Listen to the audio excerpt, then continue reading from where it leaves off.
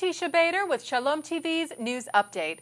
President Barack Obama marked Jewish Heritage Month at a White House reception last night, where he spoke about the 150th anniversary of an order issued by General Ulysses Grant, which expelled Jews as a class from the Military Department of Tennessee.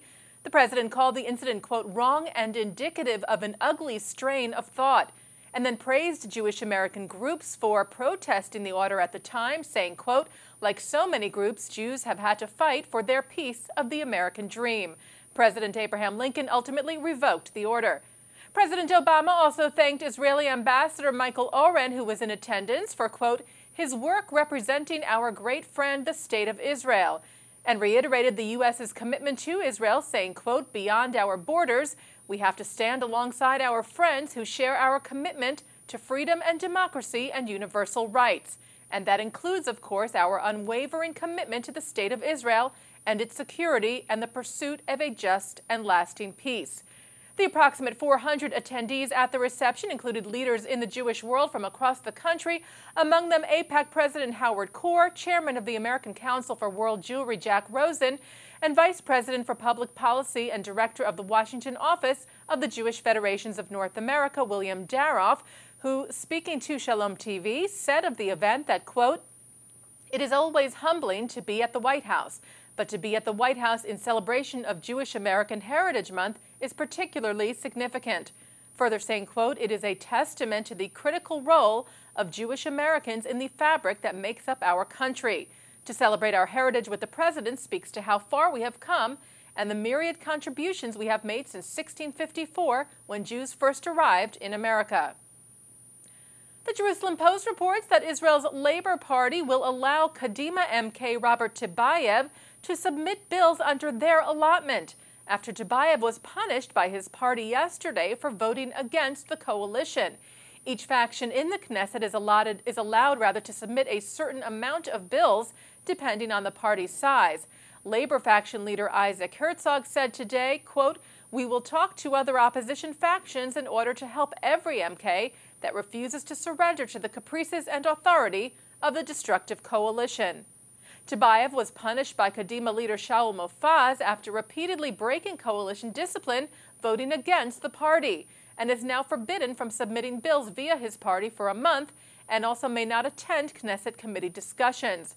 Earlier this month, Tobiah, as well as Kadima MK's Yoel Chasson and Nino Abizadze, voted for a bill proposed by Herzog to criminalize discrimination against women, saying at the time, quote, I cannot change my opinions all at once just because we suddenly joined the coalition. Tobiah was the only Kadima MK not to vote in favor of joining the coalition. He and several other MKs who supported former Kadima leader Tzipi Livni are now rumored to be planning to break off and form a new party. 2 IDF soldiers were lightly injured last night when stones were thrown at their military vehicle, which was traveling to the West Bank settlement of Negochot. The troops were taken to the Soroka Medical Center in Beersheba for treatment.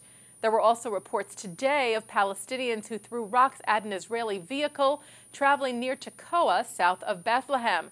Damage was done to the vehicle, but none of the passengers were injured. The IDF is looking for the perpetrators. The Jewish Council for Public Affairs is calling on the public to support the Supplemental Nutrition Assistance Program, or SNAP, formerly called food stamps. This comes following Feeding America's release of its Map the Meal Gap study, which helps to clearly define the problem and extent of hunger in communities across the United States. Feeding America is the nation's network of more than 200 food banks and the largest hunger relief charity in the U.S. They provide emergency food assistance to an estimated 37 million people in need annually. The JCPA is supporting New York Democratic Senator Kirsten Gillibrand's effort to restore the $4.5 billion that was cut to SNAP as part of the Senate Farm Bill, and are asking the public to reach out to their senators as well to help restore the funds. The House of Representatives also recently passed a reconciliation bill that has $36 billion in cuts to SNAP. Feeding America has determined that the national food insecurity rate in 2010 was 16.1% for individuals and 14.5% for households, and that, as the Map the Meal study shows, not a single county or congressional district in the U.S. is free from food insecurity.